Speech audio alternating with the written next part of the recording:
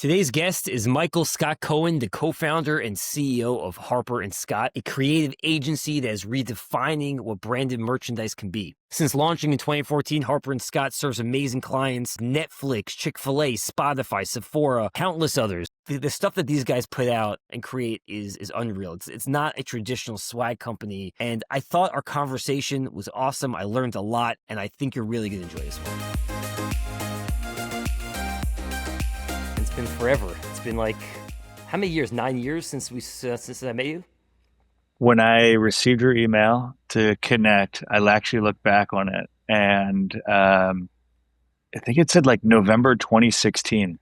So yes, it's been a long That time. was 2 months before we officially launched our No site. way.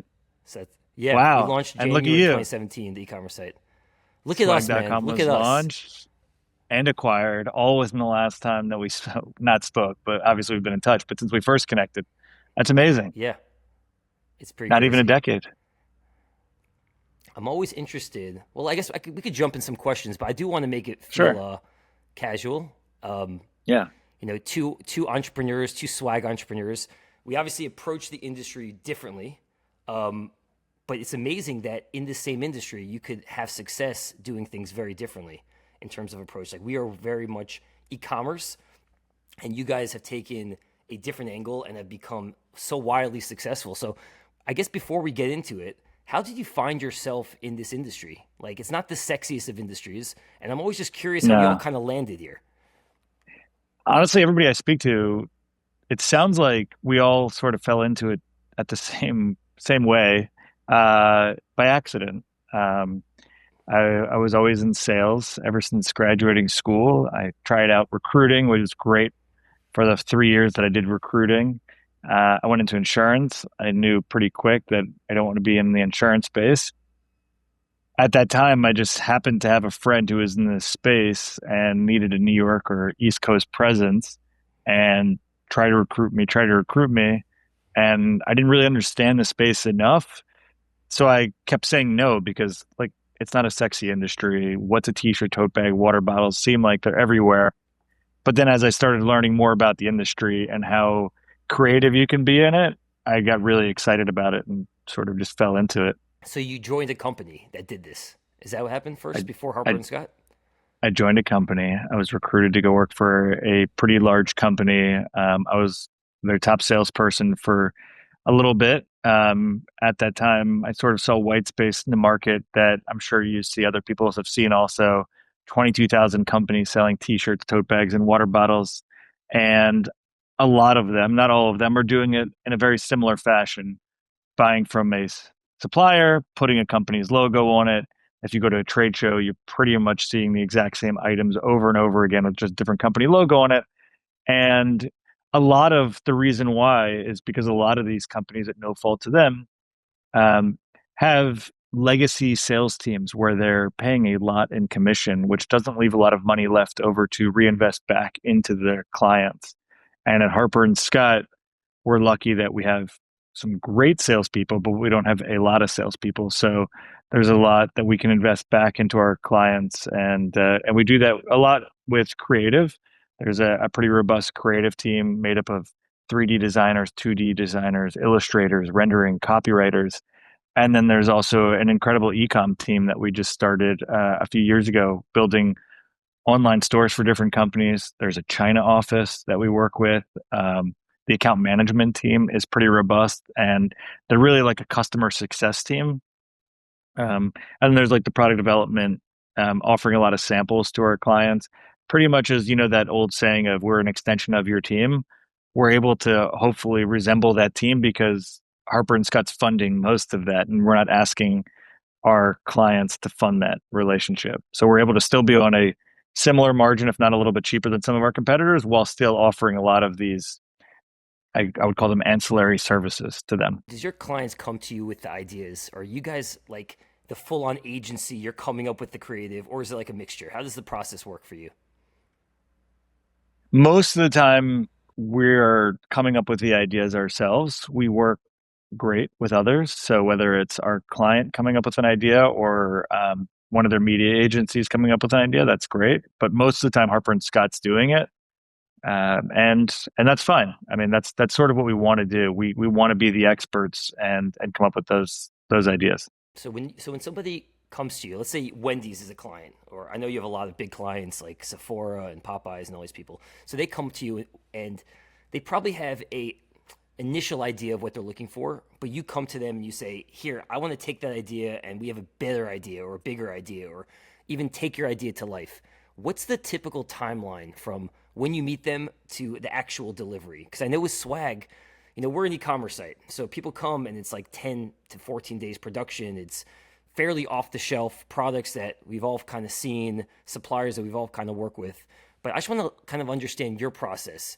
Are you working with the same vendors? Are you working with different types of vendors? So how does that work? We definitely want to build relationships that span a long time with current suppliers. So we appreciate obviously the suppliers that we have and we want to figure out new capabilities that we could do with them. That's the easiest way to growth.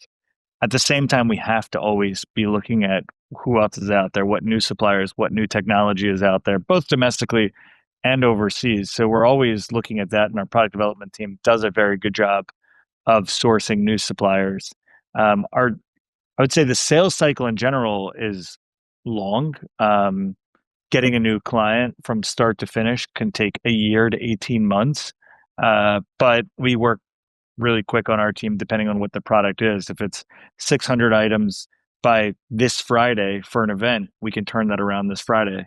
And I think people come to us because we're not just giving them a throwaway item with their logo on it. There's a story behind it. There's meaning behind it. A big example is um, a really great beauty brand came to us before the U.S. Open last year, and at no fault to them, like they're focused on what does the actual event look like. And oh, by the way, like last minute, we probably want to give something away, and that's typical, and that's okay.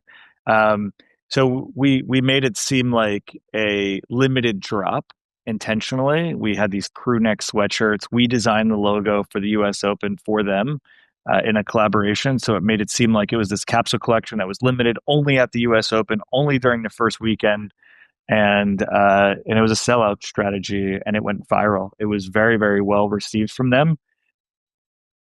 The way that we look at it is that we don't need to always give out hundreds of thousands or millions of units of something. Just giving out 600 is really impactful for a brand, and they can get a lot of press that way. And for Harper and Scott, we're not looking at revenue opportunities in a single order. We're looking at it for the lifetime of the client. So if we can do them a solid and create a lot of buzz, then eventually and over time, the revenue will come to Harper and Scott. But that was a really successful campaign that we turned around in less than a week. Is that the typical process to get into the company that way by doing smaller orders to kind of like prove yourself and then ultimately expand once you're in? Like what you said, 18 months to sign on a new client. What is the process to get there? It depends on the client. I would say in our first 9 years, let's get the low hanging fruit. Let's figure out how to get something outside the current contract. Maybe their supplier can't do it, or their lead time's too long, or they're just too expensive, or they don't have the creative ideas. What is that low hanging fruit? Even if it's like a $5,000 order. And this is how we got Sephora as a client in 2015.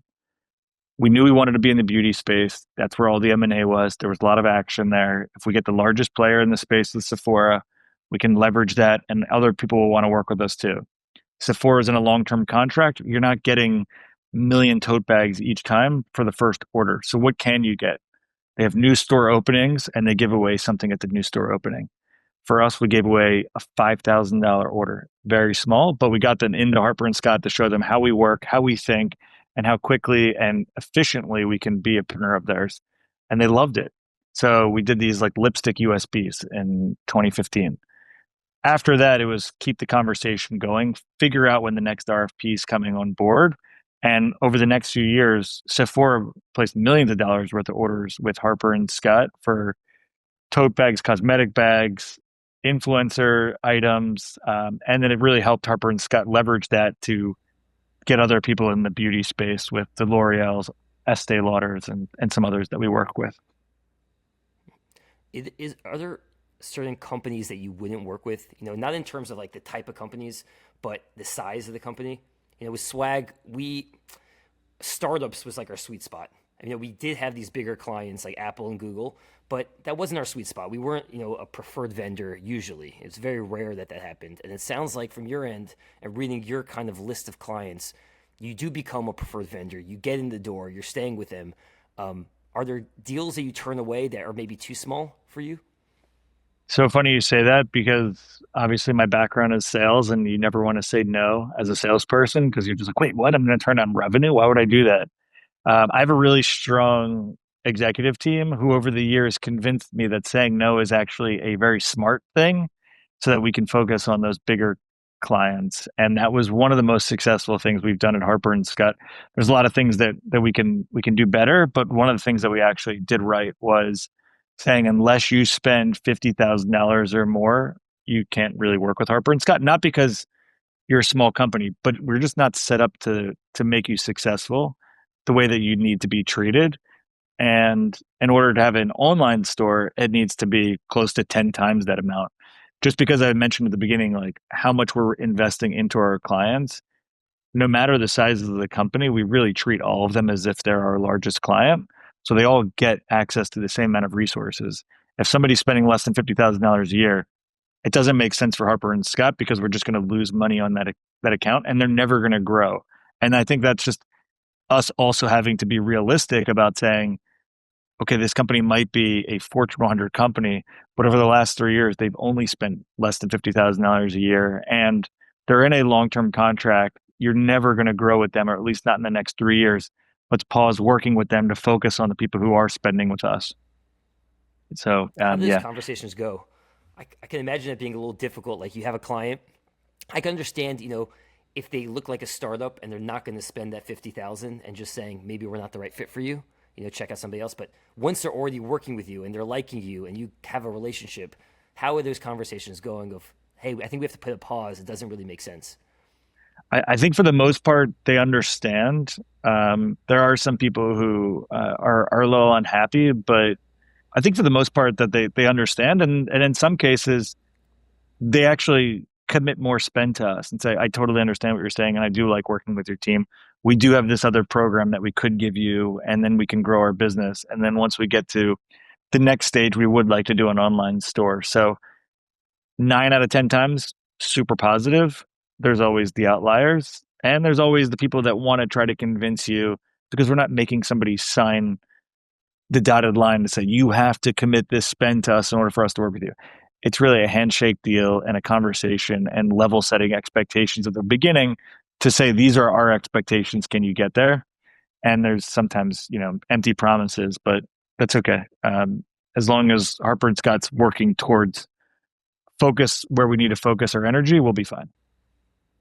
It sounds like it's great because the worst comes to worst. They're not the right client and they leave. And the best case scenario, they actually take that to be like, no, no, pick me, pick me. I'm going to spend more. Yeah. And then it actually aligns with your values and what you bring to the table.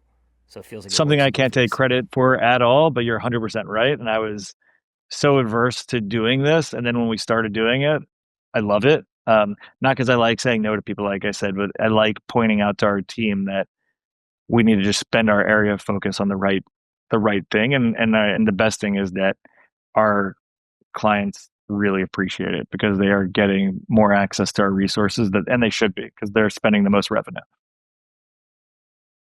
And you mentioned before, like you guys are doing fully custom things as well as, off the shelf, somebody needs 100 t-shirts or 500 t-shirts. What is the breakdown at this point? If somebody comes to you to expect, is it mostly custom? Is it 50-50? Is it mostly e-commerce? I know with swag, we were about like 95% off the shelf e-commerce Yeah. curated selection. 5% we're going to do the things that, probably nowhere near what Harper Scott does, but try to do the custom things that are a little bit different outside the box. What's your breakdown? So we obviously look like a creative agency with the creative product, and we say we're a creative agency that focuses on product. Um, the downside for that is that at least for a good amount of our tenure, we were pigeonholed into you're our bespoke agency, you do our custom items, but we have these bigger players in our space doing our basics, our t-shirts, tote bags, water bottles. And we wanted to convince them that, like, no, no, no, no. We do everything, we're just leading with creative because the stuff that we're showing you is stuff that the industry in general can't do. And we can do that, but we also can do the basics. And it took a little while for us to get our story together and figure out how to actually tell that to our clients or prospects. We're doing a really good job of it now. Most of the online stores that we do now, we do everything that you see on the site. So the standard turnaround ASI items to the custom pieces. Funny enough, if you look on our website and you look at like what we put out there on LinkedIn or wherever, it looks like we just do creative bespoke items. 70% of the items we do are domestic ASI hit promotional products, PCNA, ETS, gemline type orders, 30% custom overseas. But you differentiate yourself with the custom. It gets these clients super like, we have to use Harper and Scott if we want these customs. And then when they're there, majority of the orders that people do are the off the shelf, quick turnaround times. But it's really the creative that stands out and differentiates. And I think that you probably do as well, that the virality of an item going viral is what really sets it apart. The novelty feel sometimes of, you look at like a collection like Chick-fil-A, they did an incredible job of launching shop.chickfila.com when they did. Most of the items are things that you're not reinventing the wheel. It's products that people still use, want, and keep: the bags, the hats, the t-shirts, the tote bags. But then you see a 3 foot chicken pillow on there, or a collection that goes with their sauce collection, like a Polynesian sauce. And every now and then you need to fit in these sort of novelty items or these fun items that people just have to have. And I think, unless you're working with a company like Harper and Scott, you can't get that. And that's not just for public, that's also for an employee owned site too, because employees are your biggest brand ambassadors. They will purchase more of the items as a percentage than the public will, and they're excited to wear it. Think of Google, for instance. How many people wear a Google t-shirt around the campus of Google? They're excited to be a part of the company. But are they going to wear a boring shirt that just logo slap Google? Probably not. But you need to have them keep coming back to the site, showing them fresh items every now and then. And the best way to do that is to have these drops every now and then of just a really cool bespoke item. And then, of course, most people will just buy the basics anyway, but you need to track them and remind them that there's a site that exists. I'm sure you're on the same page with that. Yeah, totally. I love it. I'm just wondering Yeah. also, like, do they come to you every month because they want to buy stuff, or every 3 months? Or is it more of, you mentioned earlier, you become like an extension of their team. Is it like a weekly thing where you're sending ideas and you're brainstorming and you're constantly iterating with ideas with them? It depends on the client. The best relationships I see are when our team takes it upon ourselves to be proactive and look at the anniversary items that they've ordered for the past few years. Everybody has a birthday that they celebrate. There's holidays that they pick out every year that they celebrate. Or maybe there's just the holiday time. Like, what are those items that are meaningful to them? And then let's build a proactive deck. It could be calendar, it could be quarterly, it could be yearly, it could be monthly. I don't care. It depends on the company. But I want to get ahead of it, because the more time we have, whether it's with ASI or overseas, the more time we have, the better the options are going to be for the customer. And I think the better the user experience would be too. Putting together a timeline for, this is when we'll have the deck to you by, this is when you have to make a decision by, this is when the samples will be delivered by, production is over this period of time, especially during Chinese New Year. How much more beneficial would it be if we got ahead of it 6 months in advance? Um, so yeah, I think product wise and user experience wise, the more time we can have, the better. But that's only if a company like Harper and Scott is proactive and gets ahead of it. Hmm. Is there any client or project that you think of fondly? You've been in the business, I think 2014 you guys launched officially, so Yeah, was it exactly. 11 years? Um, there's probably a lot of different projects you worked on. Sounds like a lot of different brands, a lot of different businesses, and several projects for the same brands that you could look back. And it doesn't mean it has to be such a smooth process. Usually, when I'm looking back and reminiscing, I'm out of swag.com now. I don't know, Michael, if you know this. I left officially in December of last year, so it's been 2 months. Oh, nice. Um, Yeah. you know, Once we got acquired in 21, there's a couple of years that we were at the company, and then you leave and move on. But I'm now reminiscing about all these ideas and all these projects I worked on, and most of the time is like the fuck ups. Like it was like a Yeah, big yeah, fuck up, and we yeah. made it work, and we flipped the script. And do you have any moments that you could look back and say like that was a fun story? So I hear you. When it comes to that, it's not just the actual product; it's how the actual program came together.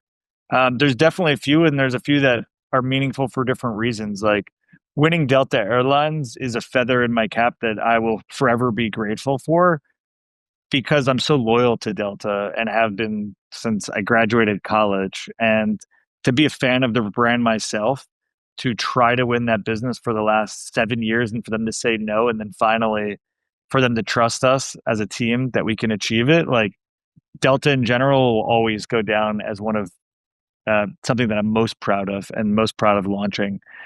There's other collaborations that we did or other clients that we did where I remember just sitting in the conference room at the very last minute, putting together these RFPs with 13, 14, 15 people from the Harper and Scott team from all different departments. And just the collaboration in general was something that really excited me. And winning those RFPs are really meaningful because it shows that hard work and collaboration can make a big difference. But sometimes losing an RFP also, and you were mentioning this about the fuck ups. I remember like losing a very big Spirit RFP and we shouldn't have lost it. And the reason why we lost it is sheer size. It was a 25, $30 million per year opportunity. We were told that we are the best company, hands down, creative wise, production wise, cost wise, lead time wise, like they got it. The only reason why we didn't win it was sheer size of Harper and Scott's revenue based on the opportunity itself. And I think that I will always look back on that and say that we did the best we could. I'm proud of what we put forward. And I don't agree with the company itself. They should have carved it up and given us at least a piece of it. But that was one also that I remember for sure. When was that? When did you lose that RFP? That was probably about 4 years ago. All right, so it's probably in your mindset of how do I build up Harper and Scott to get big enough to one day get that $30 million a year business. I mean, this business in general is just a slow grind. To be able to win the next thing, I know that we were talking earlier about like the luckiest moments or things like that. Like there's a lot of luck that goes with this industry in general and sales in general and life in general, just luck. And for me, it's like timing. I'm sure you've heard like timing is everything, but also time kills all deals. So I want to make sure that I'm always, at least for outbound, hitting the people that we want to hit either in their inbox or LinkedIn or wherever as often as possible and in the right way as possible, but knowing that 99% of the time it'll be an unread email or a deleted email. And by chance, if I time it right, just because I got lucky, somebody's going to respond. And going back to Delta 7 years in a row, sending them emails and not getting a response or saying we're, an exclusive or things like that. There happened to be like a sauce collection for Chick-fil-A that launched at the same day that I ended up sending them an email asking for a call. And they happen to be a big fan of Chick-fil-A and the sauce collection and putting two and two together in their mind of saying, wow, that was you guys that did this collection or helped in this collection or a part of this collection. And let's set up a meeting. I would love to just meet with you. And then once we get the meeting, we could show them how we're different. So, Oh, amazing. yeah, I think Would you say timing that's like obviously is the quote everything. unquote luckiest moment? I mean, like we all have these moments where in the moment it doesn't feel lucky, but when you're looking back, it's like from my experience, at Swag, we were in this program Techstars in Chicago I in remember you told me that. 2017. Yeah. Like, yeah, and the program was whatever. It's these incubators or whatever. But the last day or the last week of the program, they basically set you up with other entrepreneurs in the area, and they set me up with a company in Chicago. And I went into the office and I was shadowing the office manager because that's who we wanted to Right. follow and kind of build the right platform for. And I'm sitting in the office, and there's 5 office managers on the floor unboxing and reboxing and handwriting note cards. And they introduced me to account-based marketing. I never heard of that term ever in my life. And then Right. I left that meeting saying, I'm going to build an account-based marketing automate distribution through inventory. And this was in 2017. Now, I spent 2 years building the platform for account based marketing just to launch it in January of 2020. For 3 months later, COVID to hit and the world to be shut down. Right. It Right. wasn't by design that we had a distribution platform by COVID. It was sheer luck. And only when Yeah. I look back and being like, I got lucky that I met that person. I got lucky that I saw what they were doing. Do you have any moments where you look back and say, wow, that was lucky. That was a lucky experience that all happened the way it happened. Jeremy, there's like the way you speak about it though, and I'm sure you've heard this phrase before, the harder you work, the luckier you get. You've heard that before? The harder I Totally. work, the Yep. luckier I get. You worked really hard to get to where you were, and of course, lucky moments will come along if you continue to work hard. For me, like I'm 42 years old almost. I've been doing this a very long time at this point. But I still treat myself as an entry level salesperson. And what I mean by that is like all of these sheets of paper, this is me just every day writing down companies, going online and researching, building lists, sending out emails. Like if this wasn't a podcast right now, I would be typing during this. And me typing isn't me being rude. I'm actually sending outbound emails all day, every day. And I do it manually, not through services. I do that because I want to just constantly work, work, work, work, and eventually I'm going to get lucky with a response from an enterprise client. Um, but if I didn't send all those emails, I wouldn't get a lucky opportunity like a response from a Delta. And the same thing for like COVID you're speaking about in 2020. Our our board, our investors, there was somebody that said COVID's happening. You sell promotional products as a company, shut down, furlough. We'll come back in a couple of weeks, couple of months, whatever it is. And that's just not the way we're built. We didn't want to furlough anybody or lay anybody off, and we never did during COVID. We ended up having our best revenue year we've ever had, and that was because we turned this company into, just like some other people, a PPE company. We found a vendor in Wisconsin, St. Louis, Long Island, different alcohol percentages. We delivered masks from our China team, and we did all of that. I remember delivering 11 million masks to New York State by March Wow. 30th, 2020, which was like 11 days Wow. after they basically shut down. And that was just us working really hard. We got lucky that we were able to do the revenue we did, but our team came together and worked really hard to get to put ourselves in a position to get lucky. So those are a few of the more memorable experiences. Awesome. And I know as an entrepreneur, we have an interesting relationship with failure. I know for myself, it's like a not only like a lonely sport to be the CEO, even though you have a co-founder and it's good to have I had a co-founder as well. It's good to have a co-founder to Yeah, lean on, but it's very lonely, and there's a lot of failure that goes involved. Do you have any moments where you could talk about how maybe even failure led to success? Because oftentimes, like you do something and it doesn't work, but then that sparks an idea or it makes you turn and go into the right direction.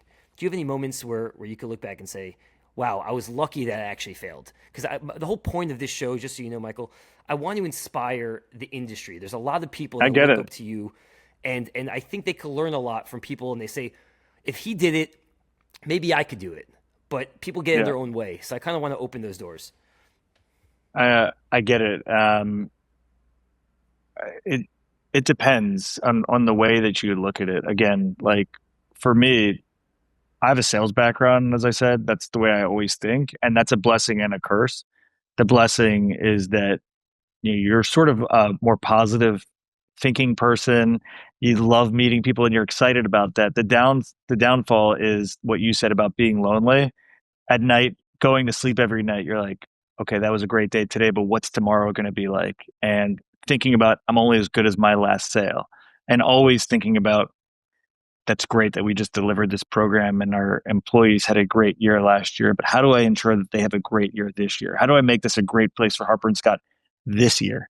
And the level of stress that goes into that, I had no fault to anybody else besides myself. This is just the way I think and I'm built, is that every day feels like a grind. It is a roller coaster every day, just on a mountaintop. Sometimes, like you said, being alone. There's organizations I've joined, like YPO, that I would recommend for people. That is extremely beneficial to me. Finding other people going through what you're going through, both personally, or I guess personally, professionally, and family wise, to speak to, not to give advice, just to hear what other people are going through and learning from. others. For me, the the biggest thing that I could look back on is uh, in my transition period of finding what I want to do prior to coming into the industry. I ended up going into some serious personal debt. I've spoken about this before, but I graduated college. It was like the heyday in New York, 2005 or 2008. Financials were amazing. And I was doing pretty well as a 21-year-old kid. But as 2008 rolled around, my income wasn't keeping up with my spending. And I was in like close to $70,000 worth of debt and not making anywhere near that amount of money to be able to pay for that. Um, so, I got some advice from family members of like, oh, move back to South Carolina where I'm from, go work as a barista and you'll pay off your debt eventually. Don't worry about it. And for me, I constantly thought like, I need to figure out how to find something that I really genuinely believe in and I can sell that product because I know commission checks will eventually help me pay that off. And coming into the brand and merchandise space really helped me within the first 6 months. I closed zero business. I literally closed $0. It's like I didn't know if this business was for me. It was very competitive. I didn't love it because of how many no's I was getting and rejections I was getting. But between 6 and 12 months, I ended up closing a big rebrand for an insurance agency, and the commission check was large enough to pay off my entire debt. So I paid off Wow. my personal debt with one order, but I wouldn't have got there if I just gave up in my first 6 months, like I almost said I was going to do. Luckily, I pulled it through and I won this rebrand through an agency for this insurance partner. And thank God to this day, that's how I paid down that debt. And I'll always look back on that as probably the darkest time in my career. That's amazing. You overcame that. And then when you started Harper and Scott, how did you meet John, your co-founder? It seems like you were out of debt at that point. You had like a clear mind. How did this whole thing happen? Yeah. So by that point, I was knew that I wanted to start Harper and Scott. I had a name Harper and Scott. I actually started Harper and Scott 11 years ago today, March 17th, 2014. Amazing. So this is our 11-year anniversary Wow. today. Mazel tov. John and I have known each other. Thank you. John and I have known each other for a while. Our wives went to Michigan together. Um, John is very intelligent, not just because he went to Penn, but because he is a product focused person. He cares about quality. And his background is really in technology. He started a website that if I explained that it wouldn't do it justice, I'm not going to, but he cared about the user experience. And that's what this industry really needs is somebody who cares about the user experience, not just for technology, but also in relationships in person. Like what's the journey? What's the customer journey like from start to finish? And for me as a salesperson, again, like I care about, okay, great. You want 100,000 tote bags? Great. Send in the order and I'm going to move on and go find the next client, next client, next client. And John is a great partner because he slows down the process. And he said, Michael, let's deliver the first order we got. Let's make sure it's perfect. How are we going to do that? We have to QC it. We have to check it. We have to make sure we're specing the items properly. And so rather than, John joining and me just being like, hey, let's do this together and I'll give you 20%. I knew that he was going to be beneficial as a partner and I didn't want to hold anything over him that I had more than him. So he said, let's just be 50-50 partners. I'm still in my first few weeks of doing Harper and Scott. No skin off my back. And let's go at it together. We'll split up our duties, but I'll focus on the sales side, handling company culture and relationships and financial. And then John will do product quality and creative. And yeah, it's been great. I just read that you guys are got a B-Corp certification. I've been very fascinated by that process. Like, how did you go about getting that? And like, how do you even get that? Because that seems like a very difficult thing to acquire, especially in the promotional product industry, which there's a lot of waste. So, like, I guess what was your mindset trying to get that, and how do you actually acquire that certification? So I keep going back to the sales background that I have and the advantages and disadvantages of having this mentality. And one of the advantages is that knowing that a lot of people are bullshitters and they'll throw out buzzwords and fill things out on RFPs and say, oh yeah, we're a sustainable company. For me, I want to make sure that we are as transparent as possible and we back everything up as much as possible with certifications. B Corp is an incredible organization, and there's not many companies that are B Corp certified. I believe the number when we first got it was 3,000 globally. That was it. But it's up. You got to open up your whole books. You got to tell them where you manufacture your products. It's about social governance. It's about sustainable practices. And it's not a forever certification. It's only 3 years. And so we actually have already been recertified, which we're excited about because the recertification is harder than the initial certification process. But you're right, not many companies can go through it. It is a 6 month process. There's a pretty big expense that goes along with it. But for me, it makes us proud because we're backing up everything that we're saying with a certification that most people can't have. And when we first got it, I believe we were the first or second in our space to get it. Now I'm happy to see others are getting it, but there's still less than 10 companies, I believe, in our space that are B Corp certified. Wow. And there's like 25,000 promo distributors. So being one of 10 to all 25,000 is pretty unbelievable. It's a good percentage. It's a good percentage. Yeah. That's amazing. Yeah.